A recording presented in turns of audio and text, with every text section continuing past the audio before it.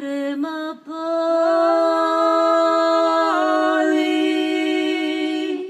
šaj Durkina, prevlačkica. Ja račiči vesija, o parto te gondolina, la che veccia Pirano,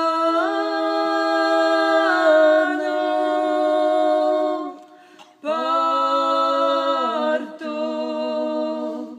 gondolina.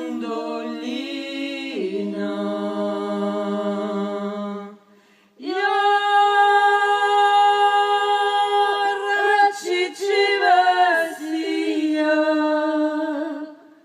o parto te gondolina. I capura prema pali,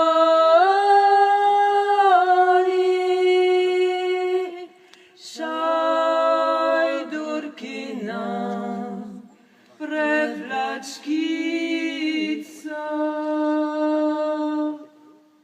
Et puis, il y a l'acharnement, la solution finale pour les 6 millions de juifs, les 500 000 tziganes, les homosexuels, les africains, les résistants, les justes, tous ceux qui disparaissent dans les camps d'extermination et de concentration d'Allemagne, comme à Châteaubriand, où 407 internés sont d'abord envoyés à Vov, puis déportés à Compiègne, l'antichambre des camps de la mort, Dachau, Mauthausen, Buchenwald, Auschwitz et tant d'autres, dont en Alsace, le Struthof-Natzweiler. Je m'appelle André Migdal.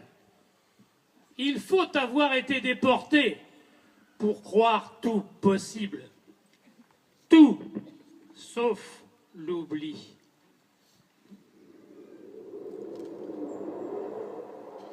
Sur un tas de cendres humaines, une poupée est assise.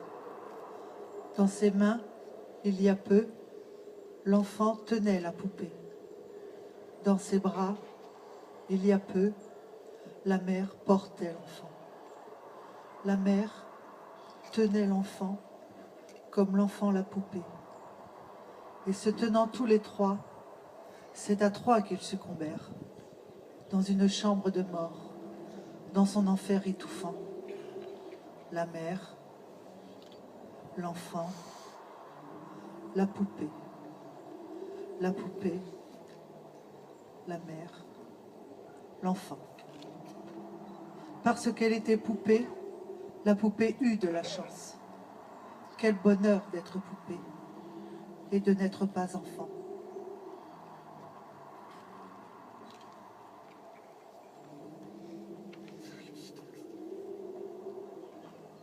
La fin. Le corps est vide. Il n'y a pas de solution. Il ne souffre pas. Aucune douleur. Mais le vide, dans la poitrine, dans la bouche, dans les yeux, entre les mâchoires qui s'ouvrent et se ferment sur rien, sur l'air qui entre dans la bouche.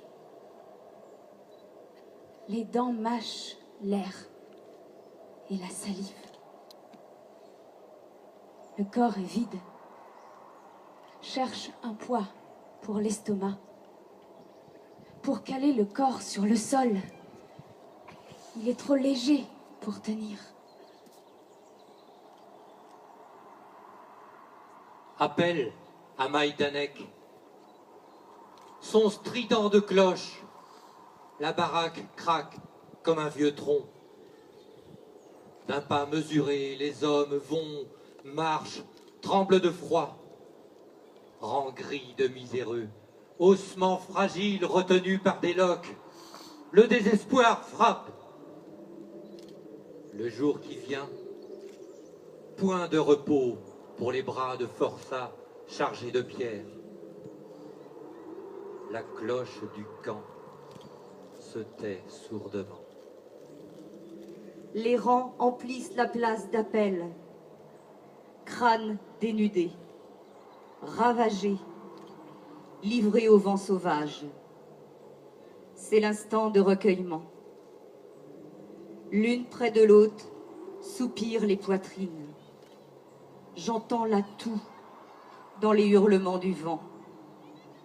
Et je sens la mort dans sa marche.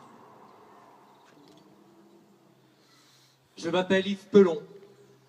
J'en suis revenu. Dans le camp de Chkoutov, tous les détenus laissaient une fine tranche de leur ration de pain pour la solidarité. Le pain recueilli ainsi était distribué à un déporté mal en point. Moi, je suis Marcel Guibert, ancien déporté aussi. Pour tenir, il faut conserver une activité intellectuelle, réciter des poèmes et être solidaire envers les autres détenus. Et un jour, Revenir. Bientôt, la libération. Le débarquement de Provence a lieu les 14 et 15 août 1944, avec les forces françaises et les forces coloniales. Et tandis que les Russes accentuent la pression sur le front de l'Est, que les forces navales françaises libres mènent la bataille de l'Atlantique. Voici qu'arrive le 6 juin 1944, le débarquement des Alliés, Anglais, Américains et Canadiens.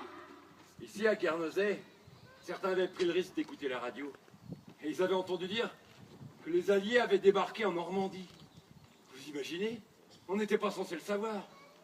La chose la plus difficile que j'ai eu à faire pendant l'occupation nazie, c'est de marcher dans les rues de Saint-Peter-Port, sans rire, sans sourire, sans rien faire qui puisse avertir les Allemands que je savais leur fin imminente.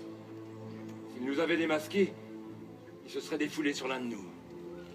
C'était terriblement difficile de faire semblant d'ignorer que le jour J était enfin arrivé. C'est le début de la terrible bataille de Normandie. J'avais 4 ans. À Arronche. Et blotti contre ma mère, enfoui dans une cave, j'ai connu l'apocalypse. Les représailles allemandes s'intensifient. Les maquisards de Glières et du Vercors se sacrifient. Miliciens, collaborateurs et soldats allemands massacrent des innocents. Comme les 52 villageois raflés et fusillés à Mussidan le 11 juin 1944, ou comme les 642 femmes, hommes et enfants du village d'Oradour-sur-Glane le 10 juin 1944.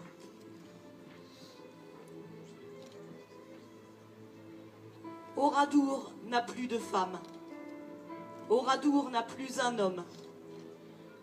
Oradour n'a plus de feuilles. Oradour n'a plus de pierre. Oradour n'a plus d'église. Oradour n'a plus d'enfants. Plus de fumée, plus de rire, plus de toit, plus de grenier, plus de meules, plus d'amour, plus de vin, plus de chansons. Oradour, j'ai peur d'entendre. Oradour, je n'ose pas approcher de tes blessures, de ton sang, de tes ruines. Je ne peux pas voir ni entendre ton nom. Oradour, je crie et hurle chaque fois qu'un cœur éclate sous les coups des assassins. Tête épouvantée, 2 yeux larges, 2 yeux rouges, 2 yeux graves, 2 yeux grands, comme la nuit, la folie. 2 yeux de petits enfants. Ils ne me quitteront pas. Oradour, Je n'ose plus lire ou prononcer ton nom. Oradour, honte des hommes. Oradour n'est plus qu'un cri. Et c'est bien la pire offense au village qui vivait. Et c'est bien la pire honte que de n'être plus qu'un cri. Nom de la haine des hommes. Nom de la honte des hommes. Le nom de notre engeance qu'à travers toutes nos terres on écoute, en frissonnant une bouche sans personne, qui hurle pour tous les temps. En juin-juillet 1944, c'est l'attaque du maquis de Safré. Les exécutions de la Brosse en Sur-les-Mines ou de Bout-de-Forêt à Juigné-les-Moutiers. Les Allemands veulent détruire tous les îlots de résistance qui les empêchent de concentrer leurs troupes sur le front de Normandie.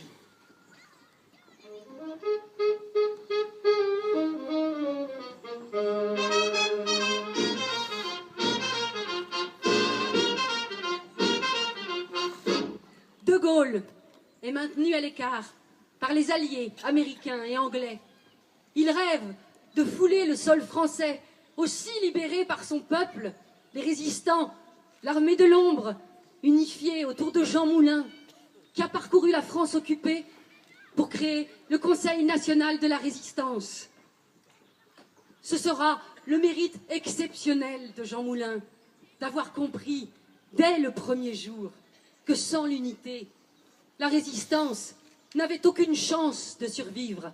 Paris est libéré le 25 août par la 2e division blindée du général Leclerc, par son avant-garde la Nueve, composée essentiellement de républicains espagnols, par le colonel Roltangui et ses FFI, forces françaises de l'intérieur, qui tenaient les rues depuis 7 jours et avaient contraint les Allemands à se réfugier dans quelques points d'appui. Moi, colonel Roltangui, je vous parle. Les FFI, FTP ont engagé la bataille pour sauver Paris, protéger les monuments, les ponts, les habitants. J'en appelle à la population parisienne. Nous manquons d'armes face au déplacement rapide des chars ennemis. Il faut empêcher les Allemands de rouler. J'en appelle aux hommes, aux femmes et aux enfants. Il faut construire des barricades. Ainsi, l'ennemi sera isolé et cerné. Signé Roll. Le 26 août 1944, le général de Gaulle descend l'avenue des Champs-Élysées au milieu d'une immense foule en délire.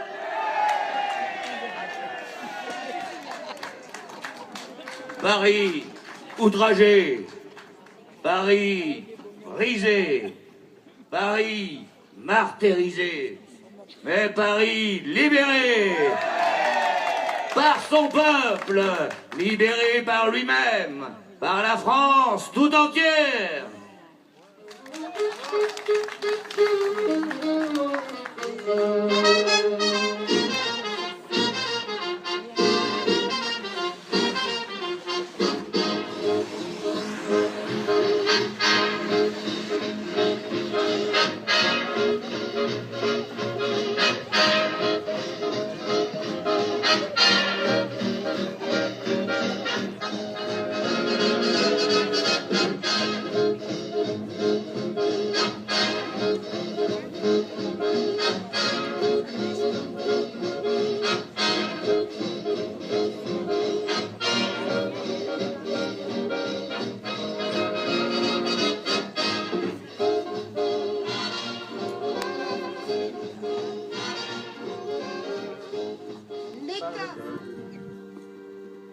Comme d'une bien-aimée, d'une infidèle, une fille bien vivante qui se réveille, à des lendemains qui chantent sous le soleil.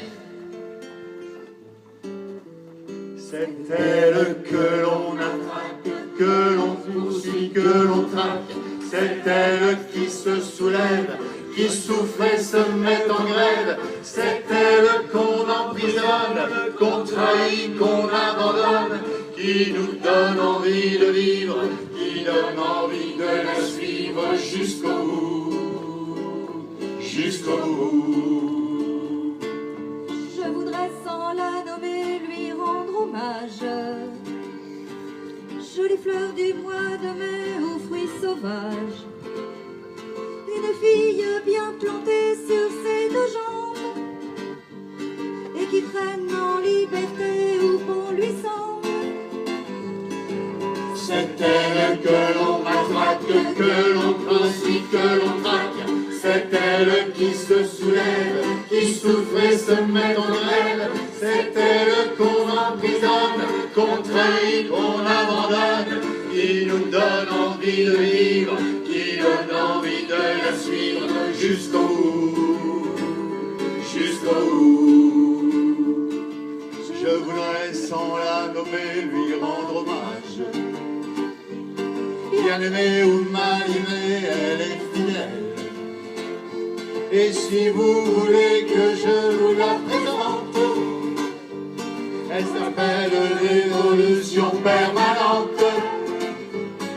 C'est elle que l'on matraque, que l'on poursuit, que l'on traque. C'est elle qui se soulève, qui se met en grève. C'est elle qu'on emprisonne, qu'on trahit, qu'on abandonne, qui nous donne envie de vivre, qui donne envie de la suivre jusqu'au bout.